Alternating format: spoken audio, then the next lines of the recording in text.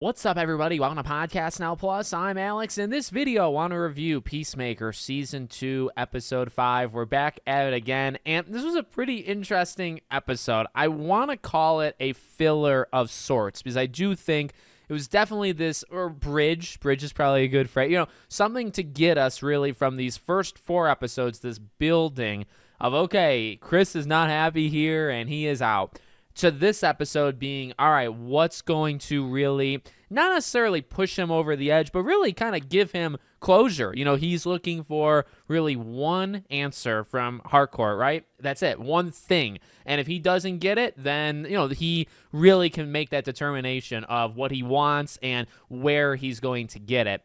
So from that standpoint of like getting us to his final conclusion of how he feels in this spot, and then him leaving and starting a new life, basically. Now, how long will that new life last? Probably not very long, an episode or so. But, that was this episode in a nutshell. But in it, there was a lot of moments. We get backstory for Sasha Bordeaux, right? We find out that she's half cyborg, which I'm pretty sure we did not know that beforehand. Correct me if I'm wrong. So we get that nice little information. We get, there were actually a lot of really nice moments. Nice as in, like, I guess highly impactful or emotional, probably really all coming together with that ending. You have the opener, which I think is just another good flashback and just kind of shows the mindsets of Rick Flag, Senior, and then Harcourt, again, that Rick Flag Jr. kind of situation. And then the ending of, reading it all out, kind of his goodbye letter and having Adrian cry, like that was, it's hard to fully embrace him because I think he's such, and I've talked about that character in the past, he's such a wacky character, and I think sometimes they let him linger on jokes too far. Like, he's just such a stupid person.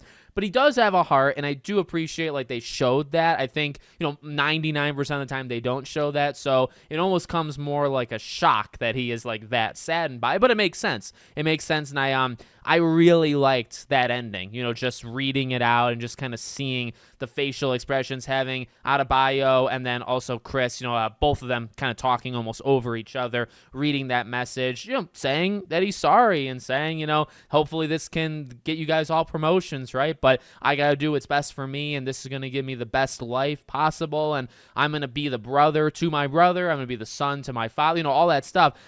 Very, very, impactful. And then in that, you also have moments, him not fighting back against Rick Flag Sr., right? And just getting pummeled. And he was gonna the plan at the end of the day was, I guess he planned that all out, right? He knew Harcourt would subdue him, not take him out like he wanted Bordeaux to do. He knew that, eventually he was going to have to give Chris back and kind of let him off his tail, and then he would lead him to the thing. Now, ultimately, they don't get the hats or the helmet or whatever, right? But, I don't know if I love that one because, like, in the moment, I think he is overtaken with so much rage that he was like this close, to taking Chris out. And I really, one standout character of this entire episode, a lot of them actually were extremely good, but one in particular was Flurry.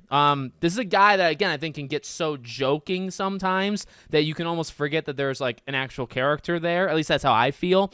But in this episode, and because I want to kind of take him seriously at certain points, when he tells Economos, like, you did the right thing, or that was whatever the line was, for booking him, right? It's like, I think he kind of gets it too, where it's like, that's not the way. The way that it was happening kind of right in front of them or behind a door, I guess, right? That was not the way to do it. And I felt sincerity there, which I think really goes to the acting that was playing there, but also the character. Like, okay, there's something a little bit deeper, with him, and he notices, the relationship kind of growing between those two as well. So I like where that character's at because he's got, he's got the jokes down because, he's the one that'll do the jokes that, most, you can't really get away with those jokes, they're not most like socially appropriate ones. He's able to do that and kind of have that side to him, but maybe there's, like a deeper side to it. And then I guess the last kind of moment I want to talk about too is also that Chris Harcourt thing, I mentioned in the beginning of, that was, I can appreciate that in the sense that we find out right in the beginning of the episode that when she tells him to come, she also has that code word that's like, hey, don't come, right? Come, but don't actually do it. And he actually does it anyway. It makes her furious, and she's got a lot to answer for because she's a good character, and I the actress too, she's very, very good, but the character is very hard to like because she's battling just so many kind of demons, and she's at her lowest point for this entire season. She does a lot to push like everybody away from her, so it's hard to kind of like root for her. And in that moment, she's just mean. I think he's coming at it with as much sincerity as possible of like that night, which by the way, we still don't know what that night was. And I imagine one of these episodes we're gonna see that original night that they keep referencing. But he talks about that night, and she says no, she was drunk and she doesn't feel anything for him. I think some of that, a lot of that was anger and pushing him away because she already was trying,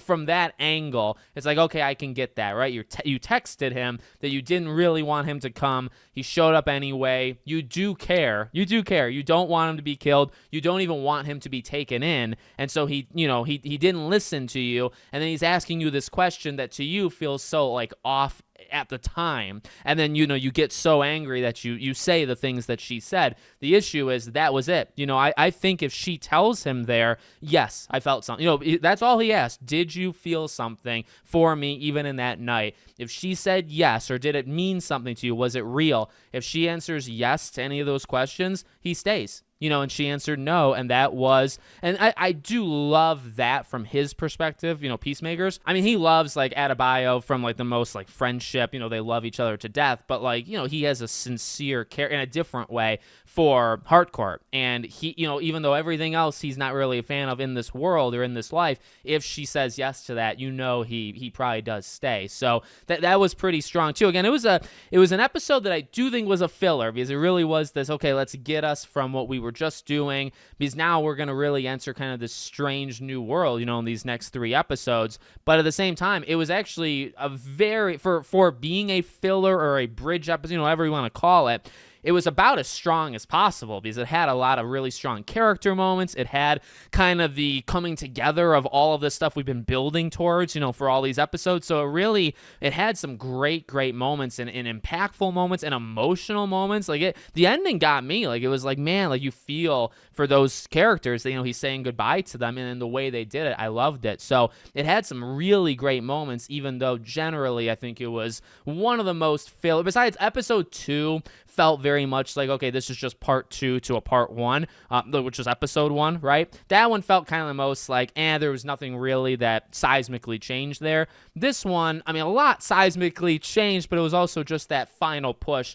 to get him to go to this other universe, and now we get to see, what that is. Now we have both sides kind of hunting him, right? One, Argus is trying to literally get him, and then the 11th Street gang, right? They're trying to just reunite, bring him back. So you have both them going after him, and obviously he needs to adjust now to the new world that he's in. So let me know what you guys think in the comments. Make sure, as always, you're subscribed to the channel, bell icon turned on, and I hope to see you all on the next one.